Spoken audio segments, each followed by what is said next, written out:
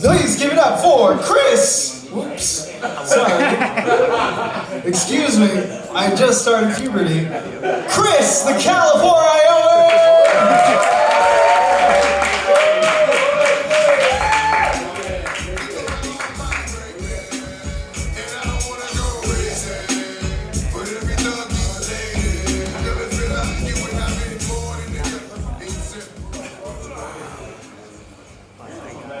What's up, my peoples?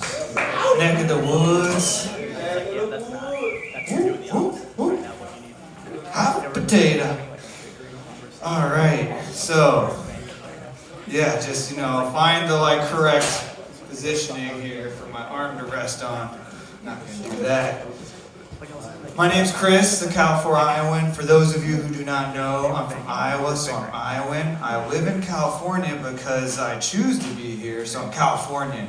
Californian plus Iowan, CaliforIOWAN. Gerard's really good at announcing it. I'm impressed. I appreciate that. So, Olympic season just wrapped up everything, right? Did y'all hear about that one medical case that happened? Anybody? The frozen penis? That was frozen penis. Yeah, you cannot find it in your local grocery aisle, but you can find it at the Olympics for cross-country skiing. One of the Scandinavian countries, one of their participants was out there for long enough, and it was cold enough that his penis literally froze. No. Yeah! And it hurts the worst when it starts to thaw. I know from experience because I too have succumbed to frozen penis. Yes, this penis has been frozen. It still works, thank God. It still works. But, so when I was in Iowa, I was a runner, a distance runner. I would have a -20 rule, and if it was -21 degrees, I wouldn't run outside. If it was -20, I'd run outside. So you have to coordinate that and make sure you go against the wind first, and then with the wind back. Because you're not really wearing a lot of clothes when you're running, like 10 miles. Like you're trying, so you throw a couple socks down there. Can't believe I'm telling you all this. Just in case you guys decide to run 10 miles in Iowa at -20. So, throw a couple socks down there. Go against the wind on the way out. Come with the wind. That sounds gross. Oh, yeah, second floor over here, second table. I love y'all. You're great. Thank you for the energy. But yeah, so no joke, it happened to me. I ran with the wind on the way out, which allowed me to build a sweat, and then I turned around and I had to run against the wind to come back. And I froze my penis. And no joke, and I was like 17 at the time, I was in high school. I was like in the bathroom just rocking and holding myself and praying. And just like shrinkage is a real thing, right? Real thing when it's frozen. And it does all it can to not get frozen, first off. It's like a turtle, it pulls in. Then it's like, by the end of it, I swear I almost had a tail. Speaking of penis, casual sex, speaking of penis, if you were with us a couple weeks ago, I talked about the difference between massage parlors and massage therapists.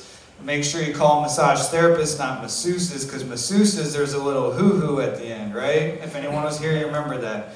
For those of you that weren't, I feel like you might have gotten caught up right there, right? Or do I need to dive in more? But I went back, as I do, because I need massages regularly because I'm a personal trainer, and she's like, flip over, and that's always the time. Tiny towel on top. I've been getting rubbed down, like thrown all over the table. She's like standing on me. I'm butt-ass naked at points in time, no towel on top. But there's the tiny towel on top and they have you flip over. And I always know that they're like, full body massage? And I say, yes, but not here. And so she goes to the tiny towel, so don't massage this? So no massage this? No joke, that's actually happened to me. Like, as in, we already have this rapport, sure, just no massage that. So I pull the towel down, I'm like, don't massage this, just to be clear. Joking, holy shit, people, wow. Everybody got real quiet. Let's bring it into something a little more, you know, this one gets dirty too. Appreciate it. So, anyone do 23andMe or any of the genealogy stuff? Yeah, it's really informative. Yeah, it's really informative, right? You're like, wow, I didn't realize all that. But for me, I feel like at the end of it, I still had to find a way to really know my identity. And so I kind of summed it up to these parts that are essential to me. And I'm like, deep inside of me, deep inside me, there's a farmer who plows the fields. Because I'm from Iowa. I'm a teacher who goes and plays by the rules, because my parents were teachers in Iowa. And I'm a businessman that doesn't take no for an answer, because I'm in business, but I'm a nice businessman. Anywho. And then I'm a Viking who just absolutely goes berserk and goes ham. Now, if you overheard this conversation walking around in San Francisco, you might not realize I'm talking about my genealogy. You might be like, wait, is this dude talking about some epic SF-style orgy? Did he say there deep inside of him there was a farmer who plowed the fields? A teacher who played by the rules? A businessman who didn't take no for an answer? A Viking that went berserk? And that brings it back to my, everybody has heroes, right? And you typically have a couple heroes as a kid. Everybody has heroes, a couple as a kid. Usually one of them's your parents first, or one, if you're lucky to have parents. Especially Honey Mason, good job on the song God Bless on putting that message out at the beginning. Honey Mason, you love. So, my dad was my hero at the beginning, one of my heroes. And it came when I was like 8 maybe. We went to the dentist, and afterwards, it was a good checkup, you know. Obviously, flawless teeth. That's not true.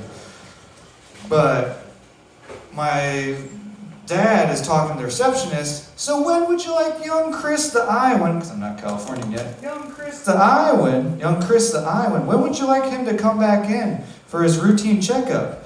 He just deadpans, and he's like, July 22nd at 9 a.m., please. And I'm like, my dude, my dad, my motherfucker, because he's fucking my mom, my motherfucker can predict time. Like, he knew where I was going to be 6 months from now. Hot damn. All right, wrong mic stand. Thank you all for your night and the time. Y'all have a good one. Tip the bartender, Mark's the dude. Thank you, Drug.